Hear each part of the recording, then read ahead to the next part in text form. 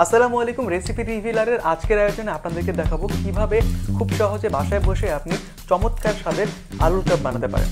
যেহেতু লকডাউন চলছে, মহামারীর মধ্যে দিয়ে আমাদের পৃথিবীটা যাচ্ছে, তো আমরা চেষ্টা করবো বাইরে যেতে না এবং বাসায় বসে সব কিছু তৈরি করতে।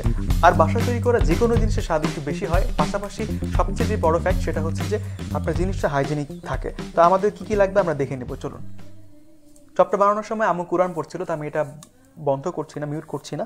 তো আমরা দেখে নিচ্ছি। প্রথমে দুইটা আমি আলু নিয়ে নিয়েছি। আপনি আপনাদের যতটুকু দরকার সেই হিসাবে আলুটা নিয়ে নেবেন এবং আলুটা নিয়ে আপনি খুব ভালোভাবে ম্যাশ করে নেবেন যাতে কোনোভাবে এর ভিতরে গোটা না থেকে যায়।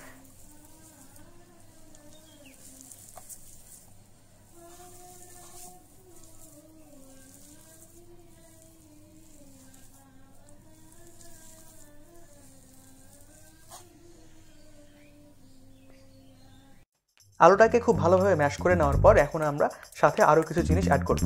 তো প্রথমে আমরা এই যে আলুটা নিয়েছিলাম সেটা দিচ্ছি এবং এর সাথে দিচ্ছি ধনেপাতা কুচি করে রাখা, সাথে দিচ্ছি পেঁয়াজ বেরেস্তা করে রাখা, এর সাথে দিচ্ছি লবণ।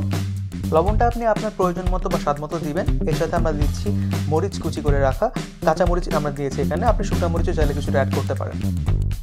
এখন আমি সেই সবগুলি উপকরণ একসাথে মিক্স করে নিব এবং ভর্তা যেভাবে তৈরি করে সেভাবেই তৈরি করে নিব, কিন্তু এখানে আমরা কোনো তেল দিচ্ছি না। তেল দিচ্ছি না কারণ এখানে যদি আমি তেল দিই তাহলে আমরা বেসনের ব্যাটারে যখন ডোবাবো তখন ব্যাটারটা ঠিক মতো এর গায়ে লেগে থাকবে না।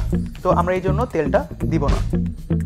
আলুর চপ, বেগুনি বা পাকোড়া যাই তৈরি করুন না কেন, এসবের জন্য যে একটা বেসনের ব্যাটার দরকার হয়, সেই বেসনের ব্যাটারটা পারফেক্ট না হলে আসলে এটা ফেটে যেতে পারে বা টেস্টটা ওরকম আসবে না।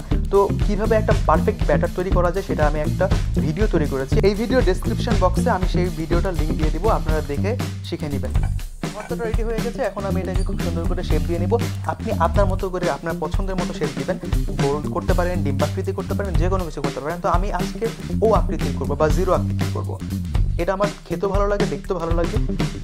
আসলে সত্যি ব্যাপারটা হলো যে আম্মুকে আমি সবসময় এভাবেই বানাতে দেখেছি, তো আমি এভাবেই শিখেছি এবং আপনাদেরকে এভাবে দেখাচ্ছি। আপনি আপনার পছন্দ মতো শেপ দিয়ে নিন। তো এইভাবে সবগুলি চপ রেডি করে নিয়েছি আমি। এখন আমি যেটা করব, বেসনের ব্যাটারে এই সবগুলি চপ ডুবিয়ে তারপর মিডিয়াম আঁচে তেল গরম করে রাখা কড়াইতে আমরা এগুলিকে ভেজে নিব। এই বেসনের ব্যাটারটা কীভাবে তৈরি করবেন সে সম্পর্কিত একটা ভিডিও আমার চ্যানেলে আছে, ডেসক্রিপশন বক্সে আমি লিঙ্ক দিয়ে দিচ্ছি, আপনারা ভিডিওটা দেখে নেবেন। চপগুলি তেল দেওয়ার সময় অবশ্যই খেয়াল রাখবেন যাতে আপনার হাতে তেল ছিটে না পড়ে। তো এই সময়টাতে ভিডিওটা আমি করছিলাম, মানে আমার হাতে ক্যামেরাটা ছিল, এই কারণে আম্মুকে বলেছিলাম আম্মু যেন এগুলি তেলে ছেড়ে দেয়। তো আম্মু তেলে ছেড়ে দিয়েছিল, আপনারা অবশ্যই তেলে ছাড়ার সময় খেয়াল রাখবেন। তো এইভাবে এক পাশটা হয়ে যাওয়ার পর এখন আমরা এটাকে উল্টিয়ে দিচ্ছি। উল্টিয়ে দিয়ে দুই পাশটাও যখন ভাজা হয়ে যাবে তখন আমরা এটাকে নামিয়ে নেব। আপনি এটাকে যেভাবে ইচ্ছা সেভাবে খেতে পারেন, অন্যান্য দিনও খেতে পারেন। রমজান মাসে এটা খুবই চমৎকার একটা খাবার। তো দেখুন কি সুন্দর একটা কালার এসছে। আমি যদিও এখানে কোনো প্রকার ফুড কালার ইউজ করি না, বাট তারপরেও শুধুমাত্র আমরা যে বেসনের ব্যাটারটা তৈরি করেছিলাম সেই বেসনের ব্যাটারটার কারণে এত সুন্দর কালার এসছে।